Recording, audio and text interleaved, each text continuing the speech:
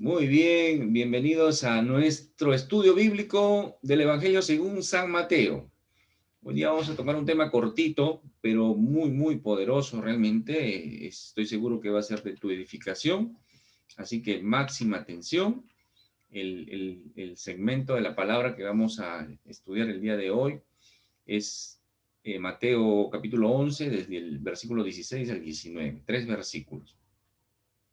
Mas ¿a qué compararé esta generación? Es semejante a los muchachos que se sientan en las plazas y dan voces a sus compañeros diciendo, os tocamos flauta y no bailasteis, os endechamos y no lamentasteis. Porque vino Juan que ni comía ni bebía y decían, demonio tiene. Vino el Hijo del Hombre que come y bebe y dicen, he aquí un hombre comilón y bebedor de vino, amigo de publicanos y de pecadores. Pero la sabiduría es justificada por sus hijos. Es interesante, mis hermanos, este segmento. Eh, ¿Por qué? Porque muchas veces es más práctico criticar como autojustificación que realmente obedecer la palabra de Dios, vivir la palabra de Dios. Entonces, eso es lo que vamos a estudiar el día de hoy. Y los dos primeros versículos, son 4 versículos en realidad, los dos primeros versículos son esta parte que dice, mas ¿a qué compararé esta generación? Esta generación. El Señor se refiere siempre va a ser esta referencia a esta generación, ¿no? Como haciendo a esta gente, ¿no? Y esa gente incluye, pues, a todos los que estaban ahí, ¿no? El pueblo, los religiosos y todo, ¿no? Y es interesante porque la palabra trasciende, ¿no? Trasciende y realmente es como es como si el Señor Jesucristo estuviera hablando hoy también, ¿no? La palabra de Dios es vigente, mis hermanos, no nos olvidemos de eso. Entonces, es como si la palabra de Dios, el mismo Señor Jesús, ¿a qué compara esta generación? Y nos dice también a nosotros ahora, ¿de acuerdo? Entonces, hay que entenderlo así. ¿Por qué?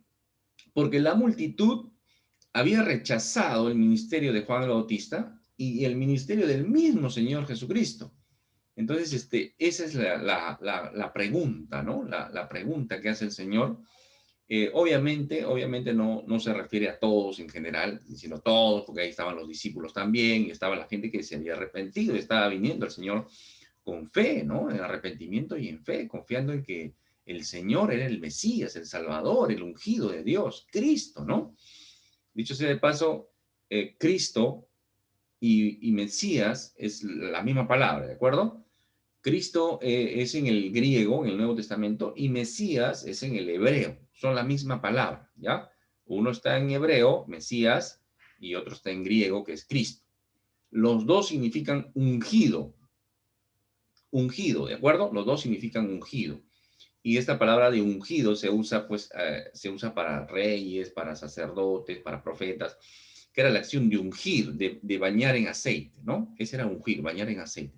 Era alguien ungido para esa función. Cuando un rey iba a asumir, ¿no? Era ungido por un profeta, era ungido, era bañado en aceite, era una forma de simbolizar que Dios estaba nombrándolo, ¿no?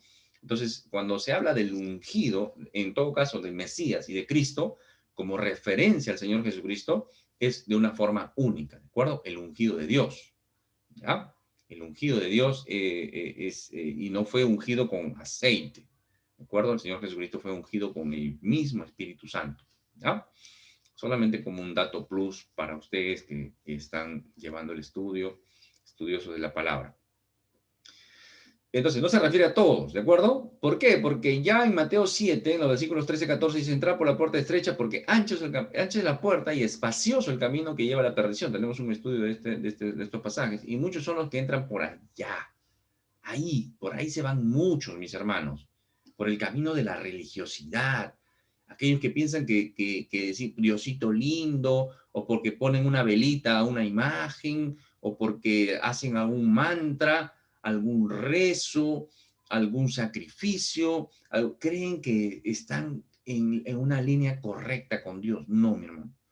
Mi amigo, mi amiga, no. Estás en un camino ancho que te conduce a la perdición, que te conduce a la muerte eterna. ¿De acuerdo? Ese es el camino ancho y esa es la puerta grande, ancha. ¿De acuerdo? Ojo con eso.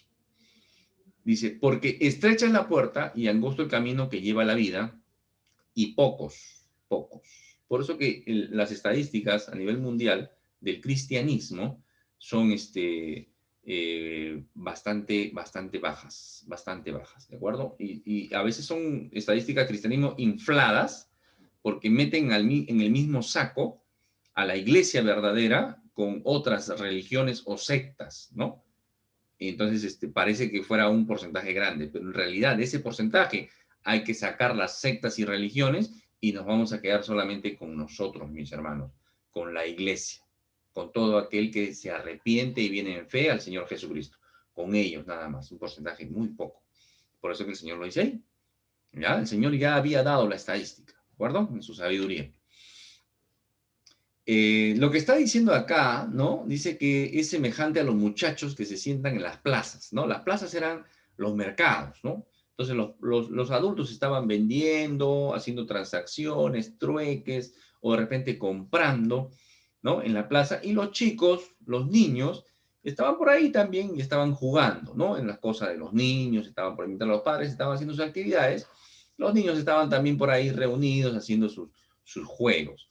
Y lo que se refiere acá al Señor es un tema cultural, un tema del momento. Entonces les habla lo que hacían los niños en las plazas, en los mercados. Entonces le dice que es semejante a los muchachos, ¿no? Un muchacho que es inocente en cierta forma, pero también egoísta, también egocéntrico, también egoísta, en crear división también, ¿no? Porque dice que se sientan en las plazas y dan voces a sus compañeros. Ya hay un grupo de niños que están jugando y dice, os tocamos flauta y no bailasteis. Os endechamos y no lamentasteis. ¿Qué está diciendo acá? Acá los niños, dentro de sus juegos, habían un juego que era que ellos rebosaban de algarabía y tocaban flautas, ¿no? Haciendo referencia a la alegría de una boda, ¿no? Entonces todos debían participar. Entonces, pero había niños que no querían, pues, participar, ¿no? Ellos no querían participar porque no querían ese juego. Entonces decían, bueno, entonces cambiamos al otro extremo, y el otro extremo del juego era, pues, el tema de un funeral, ¿no? Simulaban una tristeza, ¿no? Endechamos, dice, ¿no? Endechar es dar tristeza, dar alaridos, cánticos tristes. Entonces, ellos debían unirse a la caravana del juego lamentándose, ¿no? Como una caravana fúnebre, una cosa así. Entonces, pero tampoco querían participar. Entonces siempre hay eso, ¿no? De que, bueno, ¿están contentos? No, no, ese juego no quiero. Pero ¿están tristes? ¿El otro juego? No, tampoco no quiero. Entonces, eso es lo que más o menos el Señor Jesús los está trayendo a contexto con un hecho cultural de su época para enseñarles algo, ¿no? Y ahí y se parece mucho a los incrédulos, ¿no? A los incrédulos que de acuerdo al ministerio, de acuerdo a la predicación o cuando se les da el evangelio, ellos prefieren criticar, ¿no? Criticar como una forma de justificar su mala decisión, ¿de acuerdo? O sea, justifican su mala decisión de alejarse de Dios, despotricando, criticando, renegando, solamente con el fin de autojustificarse. Decir, no, esa no, la tontería, estás creyendo en ese libro antiguo, ese libro viejo, es un libro escrito por hombres. ¿Qué? ¿Quién quiere? ¿El pastor? Ah, te quiere pedir la plata, seguro te quiere que sacar la plata. Ahora todo es eso, ¿se dan cuenta? Entonces, esas son las críticas que no van al siervo, no van al que evangeliza, no va al que le da la buena noticia de salvación, el evangelio que salva, el que tiene poder para salvación. No, es una crítica directa contra el mismo Dios a través del Señor Jesucristo. Entonces, rechazando, criticando, ¿de acuerdo? Los siguientes dos versículos dice, porque vino Juan, y acá es donde lo trae, ¿no? Ya los ubicó culturalmente, les dio un hecho inocente, cómo los niños pueden crear cierto malestar, los trae ahora, cómo ese comportamiento de niños lo asumen los hombres grandes, ¿no? O los hombres maduros, hombres y mujeres, obviamente. Porque vino Juan que ni comía ni bebía y dicen demonio tiene. Vino el Hijo del Hombre que come y bebe y dicen, he aquí un hombre comilón y bebedor de vino, amigo de publicanos y de pecadores, pero la sabiduría es justificada por sus hijos. Miren qué interesante porque rechazan a Juan el Bautista, ¿no? Cuando ellos querían, Juan el Bautista, que traía un mensaje de arrepentimiento, de austeridad, ¿no? En cuanto a su vestimenta, en cuanto a su alimentación, ¿no? Él comía langostas, ¿no? Comía langostas, miel silvestre, su ropa no era las grandes túnicas de lino y carísimas, ¿no? Sino era de piel de camello, ¿no? Entonces era un hombre austero, entonces le decía, los estaba llamando al arrepentimiento al pueblo y ellos no querían participar de eso. Ellos querían sentirse alegres. Ellos decían, no, este tiene demonio, decían, ¿no? Como vivía en el desierto, vivía alejado, apartado, de una forma asceta realmente. Entonces, él decía, no, no, ese no, no, lo rechazan el ministerio de Juan el Bautista. ¿De acuerdo? Dice ahí, vino el Hijo del Hombre el Señor Jesucristo dice, el Hijo del Hombre, y toma un título mesiánico, ¿de acuerdo? Hijo del Hombre es un título mesiánico, que dice el Hijo del Hombre, el hombre perfecto, el hombre de Dios, el hombre que hablaron los profetas, dentro de ellos Daniel, ¿no? Como un hijo de hombre que viene en las nubes, así será el Señor. Dice, yo soy ese Hijo de Hombre, dice, ¿no? El Señor, vino el Hijo del Hombre, yo, el Mesías, que como y que bebo. ¿Y qué dice? He aquí un hombre comilón, bebedor de vino. Ahora, ojo con esto y acá un paréntesis. Bebedor de vino no quiere decir que era borracho, ¿de acuerdo? Yo he escuchado hasta grandes hombres, predicadores, cantantes, decir que el Señor era borracho, porque acá dice bebedor de vino. No, ese es el contexto. No ese es el contexto, ¿de acuerdo? Bueno, nos tomaría mucho tiempo. Tengo un estudio pendiente sobre eso del vino, explicarlo. Hay 4 tipos de vinos en la escritura. Dentro de ellos hay un vino que es como sidra, la sidra, que es un vino que alcoholiza. ¿De acuerdo? Hay otros 3 tipos de vino más. ¿De acuerdo? Entonces, tipo de vino era como tomar un refresco, como ahora, ¿no? Se compra la esencia, ¿no? La esencia de tamarindo, la esencia de, no sé, de aguaje, no lo sé. Entonces lo mezclas y se hace como un refresco. Era como una gaseosa. Ahora, sí, había una bebida de vino que podía embriagar, sí, pero este era un vino aguado, por decirlo de alguna manera, ¿sí? Como se hace en muchas iglesias para la Santa Cena, ¿no? Se allana el alcohol del vino. Entonces, eso es lo que está diciendo acá, ¿ya? Así que ojo con eso de irse de boca de alguna manera y decir que comilón y borracho, ¿no? Pero en cierta forma había esa intención detrás, ¿no? De decir, participa de las reuniones de los publicanos. Publicanos eran hombres, el publicano era un hombre, un recaudador de impuestos. Era judío, pero considerado como traidor a su patria. ¿Por qué? Porque él recaudaba dinero, ¿no? El impuesto que exigía el Imperio Romano y se lo daba a ellos, a los cobradores romanos. Pero él era judío. Entonces, ese es un publicano. Entonces, un publicano era odiado, obviamente, ¿no? Estaba en una categoría muy baja, considerado a nivel de los pecadores, ¿no? Prostitutas, ladrones y todo eso. Por eso que dice amigo de publicanos y pecadores en general. ¿De acuerdo? Entonces, eso es lo que están diciendo acá a modo de refiriéndose al Señor. ¿De acuerdo? Entonces, ellos rechazaron también. Entonces, Juan vino con una actitud, ¿no? Tomando el criterio del juego de los niños como de fúnebre, ¿no? Arrepiéntase, hay un tiempo de muerte, la hacha está preparada ya para cortar a lo que no sirve y echarlo al fuego, ¿no? Juan el Bautista venía hablando de esta manera. Viene el Señor Jesús de una actitud más alegre, ¿no? Incluso le van a preguntar, ¿no? Dice, Señor, ¿por qué tus discípulos no ayunan, no? ¿Por qué no ayunan? Porque nosotros sí ayunábamos, ¿no? Entonces, decir, ¿por qué no ayunan? Entonces, ¿por qué van a ayunar si estoy acá, no? Cuando ya no esté, ahí ayunarán, pero ahorita yo estoy acá y tienen que estar gozando de mi presencia. Eso es lo que les va a decir el Señor en cierta forma, y eso es lo que el Señor hace, mostrar, allanarse, no homologarse con la religiosidad de su época, ojo con este dato, ¿eh? No homologarse con la religiosidad de su época, sino bajar. bajar al perdido, ¿ya? Ojo con esto, mis hermanos, porque a veces nosotros como creyentes también nos creemos superiores al perdido, al pecador, y perdemos la pasión por las almas, ¿de acuerdo? Entonces, hay que tener bastante cuidado con eso, ¿ya? Hay que tener bastante cuidado con eso, hermanos, de creernos superior al impío, al pecador, ¿ya? A veces hay que hasta lavarle los pies al incrédulo. ¿Para qué? Para que el incrédulo vea el amor de Cristo. ¿Cómo van a conocer a Cristo si no lo ven a través de ti? Por eso que nosotros nos llamamos cristianos. Porque tienen que ver el amor de Dios, de Cristo, en mí, en ti, que eres cristiano. No alguien déspota, no alguien arrogante, no alguien autosuficiente, incluso dentro de los hermanos. ¿Ya? Hay hermanitos que, como se han hecho ya todos los cursos dentro de su iglesia local, ya se saben mucho la Biblia, se creen más que el hermano nuevo. Y ese es otro error. Ese es otro error, ¿de acuerdo? Acá estamos estudiando, man. Este es un estudio bíblico.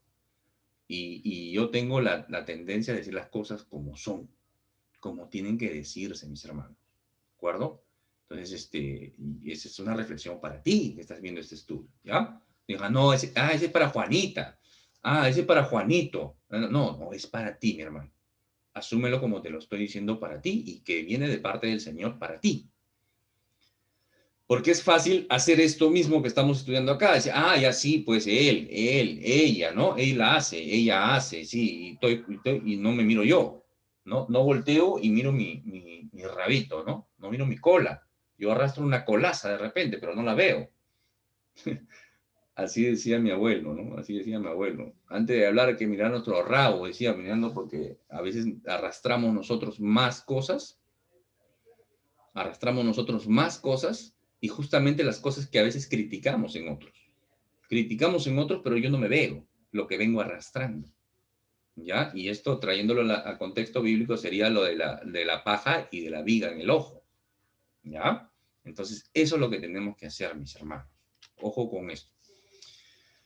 Pero la sabiduría es justificada por sus hijos, ¿no? La palabra sabiduría viene de una palabrita en el griego que es Sofía, Sofía, así como el nombre de la mujer, Sofía. Y justamente, tanto en el ámbito hebreo, ¿no? En el griego hay mucho sobre eso, sobre todo filosofía, el amor a la sabiduría, pero en el ámbito hebreo, se simbolizaba como una mujer, la sabiduría se simbolizaba como una mujer que daba directrices a sus hijos. ¿Ya? Entonces, eso lo podemos ver, por ejemplo, en Proverbios 8. Hay Salmos también, hay otros libros, pero Proverbios 8 podemos ver esta personificación. Eso es una figura literaria que se conoce como personificación. Cuando a algo que no es material se le da una persona. Se personifica la sabiduría como una mujer que da instrucciones a sus hijos. Y eso debe ser, mis hermanos. La mujer, la mujer como mujer, Dios le ha dotado de esa capacidad, ¿no? Exaltando un poco ahorita a la mujer de sabiduría, de esa sabiduría, porque la mujer ha sido diseñada, creada por Dios para cuidar su casa, para trabajar y cuidar y proteger su casa.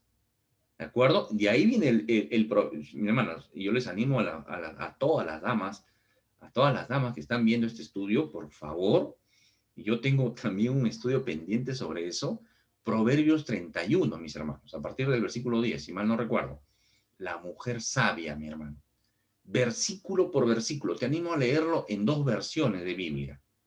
Lee en la Biblia que tienes y léelo en otra versión, versículo por versículo. Y no solamente las mujeres de forma obligatoria, pero los varones también. Y vas a ver que esa mujer, mis hermanos, Proverbios 31, a partir del versículo 10 para adelante, esa es la mujer, así debe ser una mujer. Y Dios le ha dado toda esa capacidad a la mujer. La mujer tiene grandes capacidades, mis hermanos. Y ahí, cuando tú ves ese estudio, ves ese pasaje bíblico que habla de la mujer sabia, Proverbios 31, esa mujer es empresaria, esa mujer es trabajadora, Esa mujer se preocupa por sus hijos. Esa mujer es orgullo de su marido. ¿Ah? Esa mujer no solamente por su marido, por sus hijos, sino también por todas las que trabajan para ella. Se preocupa que estén abrigados sus hijos. Y es interesante, búscalo, mi hermano. Hay un versículo ahí, en ese pasaje bíblico, hay un versículo que dice que no apaga, no, su vela no se apaga de noche, o su lámpara no se apaga de noche. Y uno lee, y lo lee de paporreta, y dice, ah, bueno, no se apaga su lámpara, ¿no? O sea, es como si tuviera la luz, de noche está su luz prendida, y está prendida toda la noche, ¿no? Normalmente uno apaga la luz en la noche, ¿no? Para ahorrar energía, lo que sea, ¿no? Ya cuando uno va a descansar. Pero dice ahí que su lámpara no se apaga de noche. Y es interesante, mis hermanos, para ustedes que están estudiando están viendo este video, y están viendo este video hasta este minuto, ¿no? Hermanos que ven el inicio y ven el final, y se pierden en los plus que doy en el camino. Cuando en el contexto cultural hebreo alguien no apagaba la lámpara en la noche, o sea, estaba encendida toda la noche esa lámpara, ¿qué quería decir? Que en esa casa había recursos económicos, que había aceite, que había recursos económicos. Ah, entonces, ¿qué está diciendo ahí? Que esa mujer es bendecida y su lámpara no se apaga. Entonces, ahora que cuando veas ese versículo, la lámpara no se apaga, entonces ahí la mujer generaba ingresos. Ah, qué bonito, mis hermanos. Y lo más bonito de todo esto es que dice que la belleza es efímera, ¿no? La belleza es efímera. Hay mujeres que a veces sí, la mujer es linda en cualquier edad, mi hermano. Sobre todo, pero la que realmente es alabada por Dios es la que es temerosa de Él. La que es temerosa de Dios, esa mujer será alabada. Léelo, por favor, mi hermana, y mi hermano también léelo. ¿Ya? Entonces, volviendo a cerramos el paréntesis, tremendo, hay mucho por hablar ahí, mis hermanos, pero acá, volviendo al tema de la simbología de la mujer, ¿no? Entonces, la mujer es de sabiduría. Entonces, a veces la mujer, sobre todo la mujer inconversa, usa esa sabiduría y lo convierte en astucia para la malicia. Ojo con este dato, mis hermanos. Tu amiga que no conoces a Cristo, que estás viendo recién este video, la sabiduría que Dios te ha dado, muchas veces, si no tienes a Cristo en tu corazón, lo trastocas astucia para la malicia. El hombre se cree por eso que a veces dicen, ¿no? El hombre se cree muy vivo, mentiroso, engañador, timador, todo. No, la mujer es más mentirosa. La mujer tiene esa astucia para mentir, mucha más fina, pero la sabiduría que Dios le ha dado lo usa para el mal. Esa sabiduría que Dios le ha dado debe ser para cuidar su hogar, para criar en el temor de Dios a sus hijos, para tomar decisiones sabias. Si es una mujer mayor, enseñar a las más jóvenes a cómo deben respetar a sus esposos y cómo deben criar a sus hijos. ¿Lo digo yo? No, está en la Escritura. No es nuestro tema hoy día, pero está saliendo. Y espero que las damas salgan hoy día edificadas realmente de este estudio. ¿Se dan cuenta? No estaba en el estudio, no estaba, pero el Señor lo pone y yo lo explico.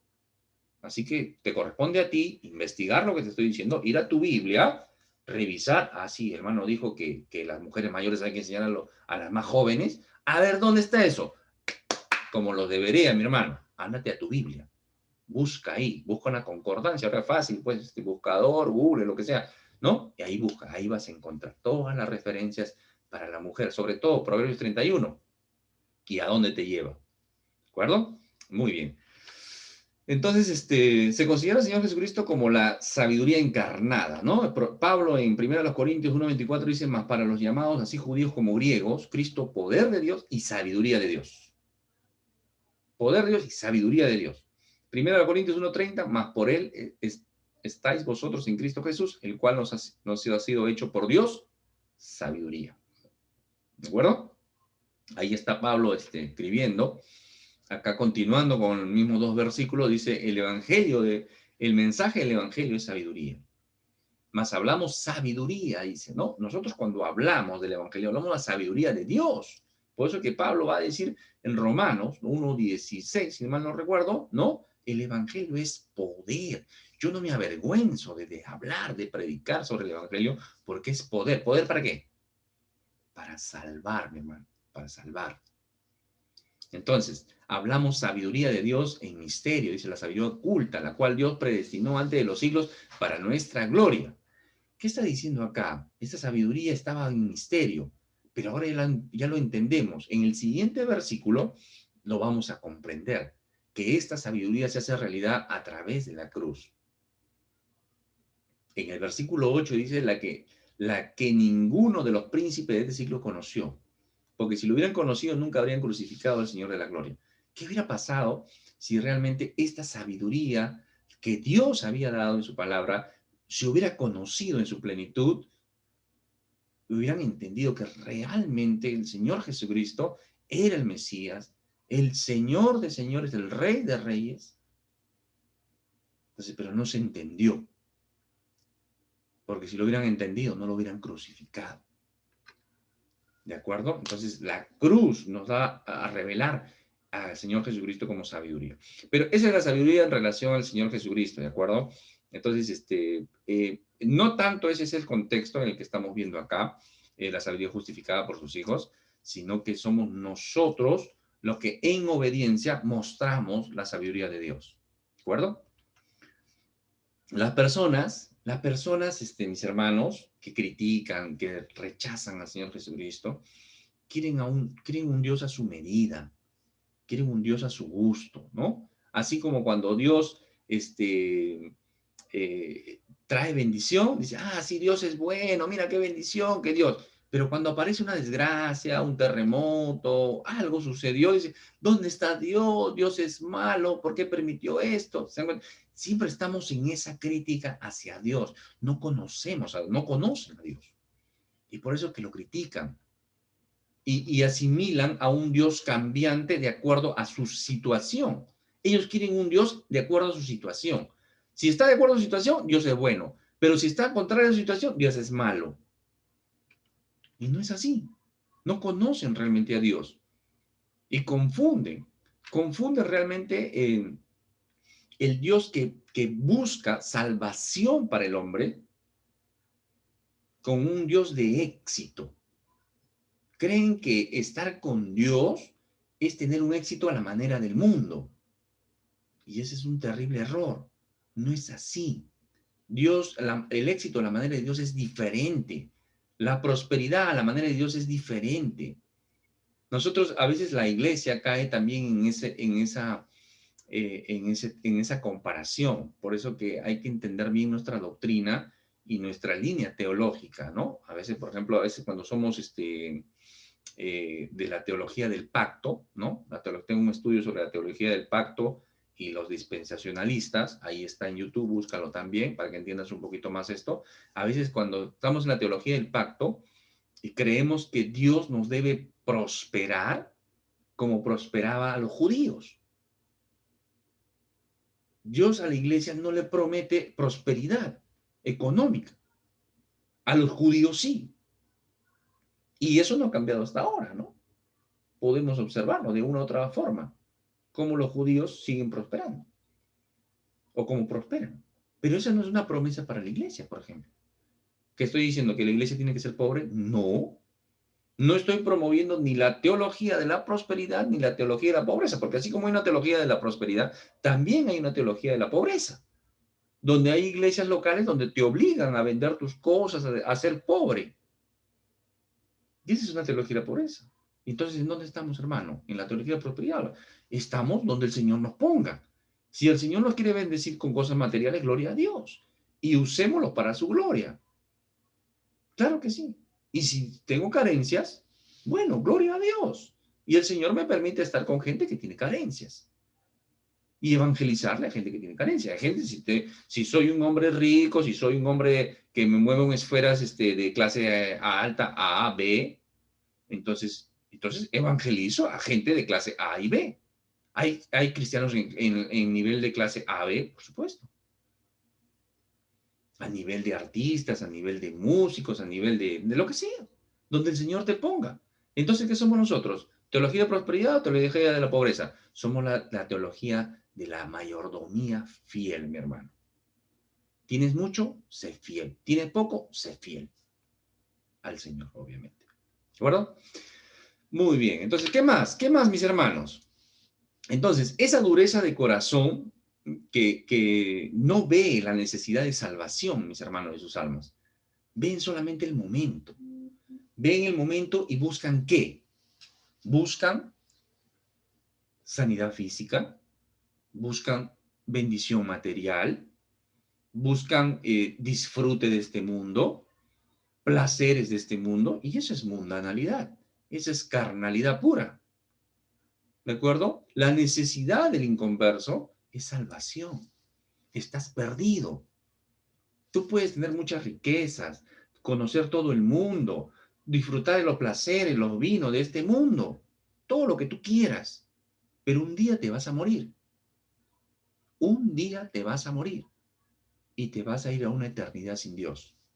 Esa es la tragedia. Ese es el mensaje ahora. El mensaje del Evangelio es que necesitas salvación. Si tú no le has rendido tu vida a Cristo, necesitas de Cristo, porque un día te vas a morir. No, ya cuando tengo 80 años, cuando ya tenga mis 90 años, ahí me arrepiento. ¿Quién dice que tú vas a llegar a 80 años? Tú no sabes qué te puede pasar en los próximos 10 minutos. Entonces, ¿qué necesitas? ¿Riquezas? ¿Sanidad? ¿Eso necesitas? No, tu prioridad es salvación. Necesitas de Cristo. Por eso que cuando Marta le pregunta a Jesús, Señor, si tú hubieras estado acá, no se hubiera muerto mi hermano Lázaro.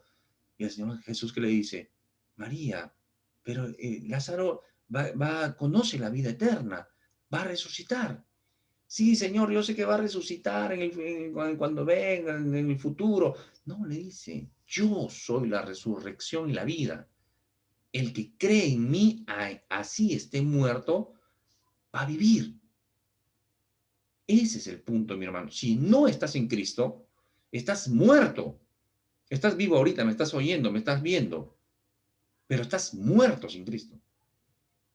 Y cuando mueras, vas a irte a una eternidad sin Él, lo que se conoce como la segunda muerte. Entonces necesitas, tu prioridad acá es salvación. Que le rindas tu vida a Cristo. Y comiences a vivir la vida abundante. No en el futuro, no vas a ir al reino de Dios cuando te mueras. Tú el reino de Dios lo comienzas acá. Cuando te rindes a Cristo, te haces miembro del reino de los cielos. Y tienes válgame la expresión, tienes un carnet, un DNI, un pasaporte, no lo sé, tu green card celestial, mi hermano. ¿De acuerdo? Del reino de los cielos. Y comienzas a vivir en el reino de los cielos desde acá. Y cuando mueres, sigues disfrutando en el Señor. ¿De acuerdo? Ese es el punto, ¿ya? El problema, mis hermanos, es que este pensamiento también se da en la iglesia local, ¿no?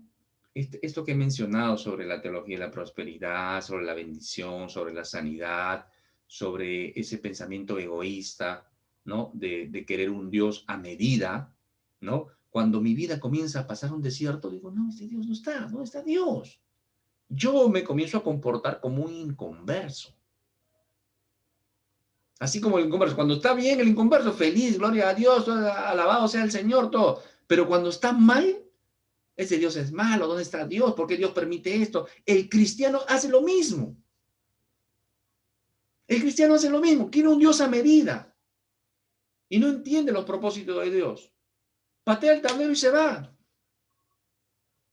Estoy hablando de creyentes ahora. Estoy hablando de creyentes ahora. Tú tienes esa conducta, necesitas escuchar la voz de Dios o de repente no conoces la voz de Dios. El Señor Jesús, Juan 10, ¿qué dice? Mis ovejas oyen mi voz y me siguen. De repente el Señor está llamando. De repente el Señor te está llevando al desierto. De repente el Señor te está probando. Pero tú no escuchas su voz porque no la conoces. No has aprendido a conocer la voz de Dios. ¿Qué dice? Ten paciencia, esfuérzate, sé valiente, compórtate como un hombre, ¿no? Como cuando le dice a Salomón, ¿no? Compórtate como un hombre. Pablo también va a decir, no tengo la referencia bíblica, pero búsquelo. Compórtate como un varón, ¿no? Y cuando habla de esa manera, también está hablando a las damas, ¿ah? Las damas también como que flaquean, ¿no? Compórtate, ponte fuerte. Ah, hermano, para usted hablar es fácil porque usted pues vive bien, vive tranquilo. ¿Quién dice? Yo tengo mis pruebas, tengo mis luchas, tengo mis problemas. Es más fácil tumbar, que el enemigo me tumbe a mí porque se tumba el ministerio. ¿Sí o no? Claro. Pero gracias a Dios que estoy, el ministerio es del Señor. Y si continúa es porque el Señor lo ha permitido. ¿Y qué me corresponde a mí? Ser un siervo fiel, mi hermano. Estoy dolido, tengo puñaladas en la espalda, estoy golpeado, pero ¿por qué? Porque el Señor me levanta, pues hermano. Siete veces cae el justo y siete se vuelve a levantar. Pero el malvado no, el impío no. Si yo fuera un impío ya estaría en mi maldad.